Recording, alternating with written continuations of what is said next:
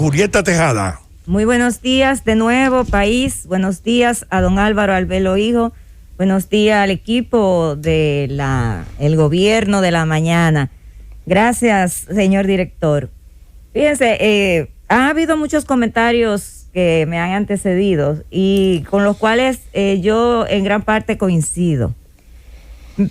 Pero me quiero referir de manera puntual al tema del cambio. Los cambios hay que irlos introduciendo de manera paulatina, porque cuando queremos hacer cambios y cambiarlo todo, pues se presentan traumas que luego entonces las secuelas de esos traumas se convierten en un boomerang y se hace más difícil entonces. Si el problema que queríamos resolver con el cambio, entonces el impacto y los resultados y las consecuencias de esos cambios bruscos y tan radicales y tan abarcadores, pues entonces son peores y resulta que la enfermedad, que la medicina resulta peor que la enfermedad. Yo pienso que hay cambios que son importantes. Pienso que es una promesa de campaña, como se ha dicho aquí, del señor presidente electo de la República Dominicana, el licenciado Luis Abinader. Entiendo también que las promesas se hacen para cumplirlas, pero hay que ser cuidadoso, andar con pie de plomo, sobre todo cuando esos cambios también afectan a una gran parte de la población. Entonces hay que medir muy bien y analizar muy bien cómo se van a dar las consecuencias que van teniendo para no afectar a la población, porque a partir del 16 de agosto el presidente Luis Abinader será el presidente de todos los dominicanos y las dominicanas y tendrá él el deber de velar por todos y todas. Con respecto a dos ministerios en específico que serían, en algún momento se ha dicho que pueden ser parte de ese cambio, a pesar de que el presidente Luis Abinader pues acaba de informar que designará al frente del Ministerio de la Juventud a una joven talentosa, muy meritoria, la señorita, no sé su estado civil, Kimberly Tavera. Yo me quiero referir a lo siguiente. Esos dos ministerios, el de la mujer, específicamente el de la mujer y el de la juventud, siempre han estado en la mira de los críticos, de los sectores que entienden que esos dos ministerios no hacen nada. Pues yo estoy totalmente en contra de esa corriente, de esa opinión. Sobre todo en estos tiempos. El Ministerio de la Juventud y el Ministerio de la Mujer deberían asumir ahora, con el apoyo de las nuevas autoridades, un rol más protagónico en la sociedad. ¿Por qué? Porque hoy más que nunca se necesitan más políticas públicas, o que las políticas públicas que están definidas en esos ministerios se apliquen. ¿Por qué? Porque el sector juventud es el sector que más crecimiento tiene, el sector etario de más crecimiento.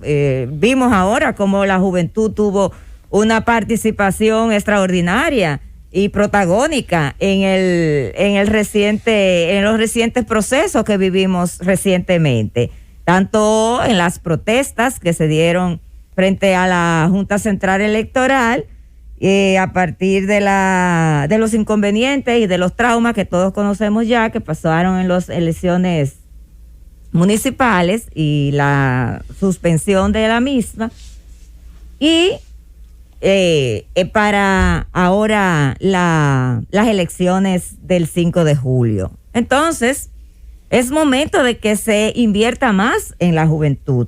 ¿Y a través de qué vamos a invertir en la juventud? Bueno, pues a través del Ministerio de la Juventud, sobre todo ahora que hay tantas expectativas con respecto a Kimberly Tavares. Y con el tema de la mujer, también hay demasiadas tareas pendientes desde el punto de las políticas públicas que no se han podido materializar en un 100%, que no se ha podido seguir avanzando.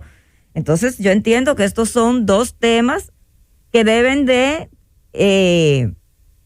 tener toda la atención, ocupar toda la atención de las nuevas autoridades que van a dirigir los destinos de este país a partir del próximo 16 de agosto. Mujer y juventud son dos temas sumamente importantes, con muchas tareas pendientes que deben de completarse. Y como estamos hablando de que vamos a tener un gobierno de cambios, esos cambios suponen no solamente cambiar, modificar algunas instituciones, es decir, suprimir instituciones, fusionar instituciones, ser más eficiente, lo cual todo eso está correcto y está muy bien. Pero también los cambios implican que hay que ir en auxilio de esos sectores que de alguna manera, como explicaba Rosendo, por ejemplo, si lo vemos desde el punto de vista de la asignación presupuestaria, pues han sido la cenicienta de otras gestiones. Entonces, nosotros esperamos que en estos dos temas de mujer y de juventud, pues podamos seguir avanzando. Y sobre todo en el tema de juventud, porque con el tema de la juventud hay muchos temas pendientes, sobre todo lo que tiene que ver cómo lograr que esa juventud se pueda incorporar en el sistema productivo nacional, porque vemos que lamentablemente nuestras universidades están llenas de jóvenes estudiando. Las universidades pues han proliferado, desde los gobiernos se le ha dado todas las facilidades para que las instituciones de educación superior crezcan, se multipliquen, y cada vez son más los jóvenes que tienen acceso a esas universidades, a esas instituciones de educación superior. Pero ¿qué pasa con esos jóvenes cuando terminan su carrera? Se encuentran en una realidad muy difícil. ¿Por qué? Porque no hay suficiente trabajo para ofrecerle.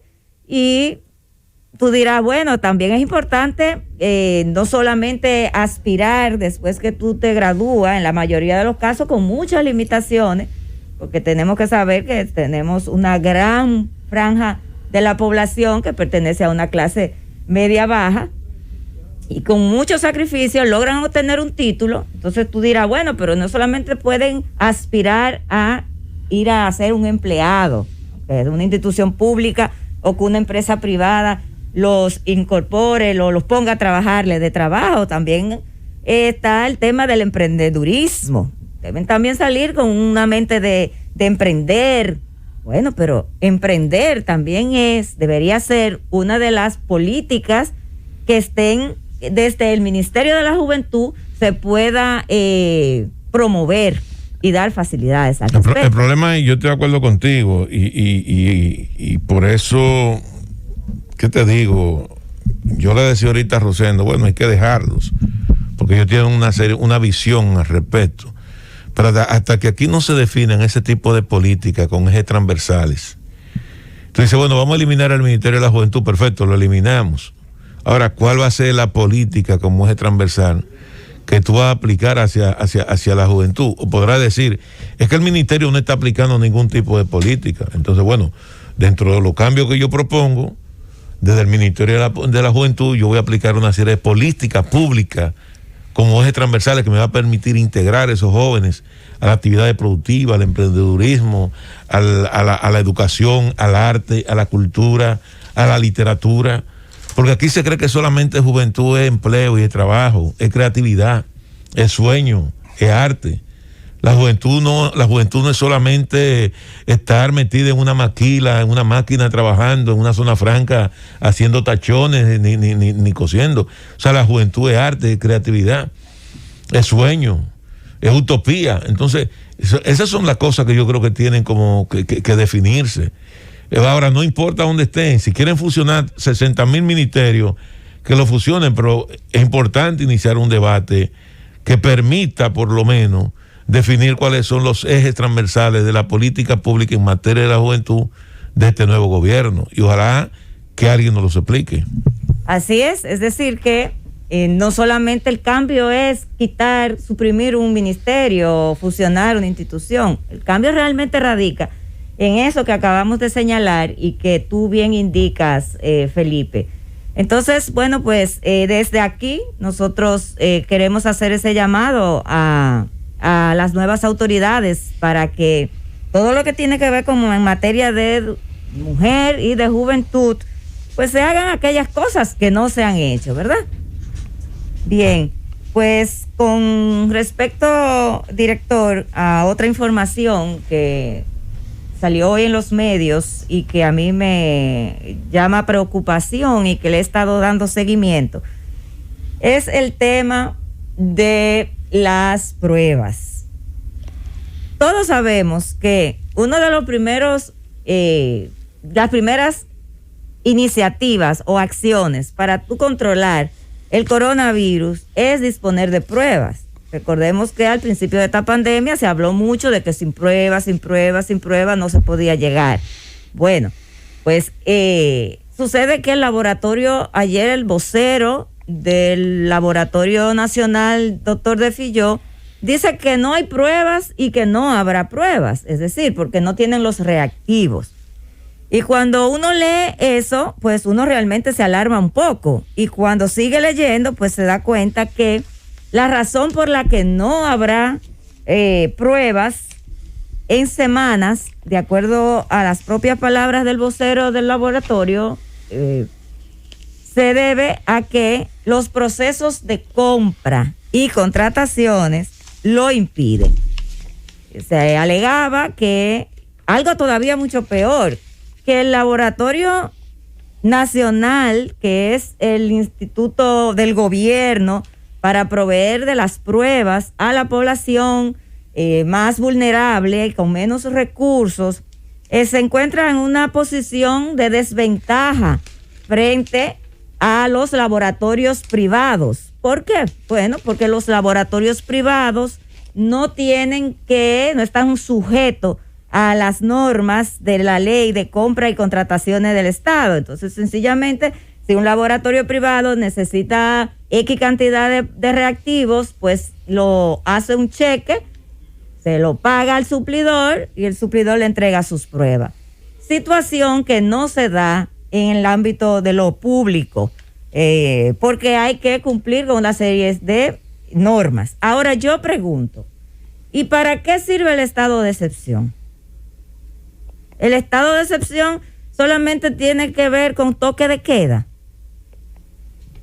No es posible que, habiéndose declarado el estado de excepción en el país, precisamente porque hay una pandemia nacional de salud, el instituto del gobierno no pueda comprar los reactivos de una manera más expedita, sin tener que someterse a todo ese proceso. Porque no estamos en una condición normal. El país no está en una condición de normalidad, está en una condición de anormalidad, precisamente por un problema sanitario. Entonces, todo lo que tenga que ver con el coronavirus, todo lo que tenga que esté relacionado al coronavirus, en términos de compras, de reactivos, de todo lo que se necesite, tiene que en estos momentos estar exento de esos procedimientos. Porque entonces, ¿qué es lo que va a pasar? ¡Llévatelo, Cundo!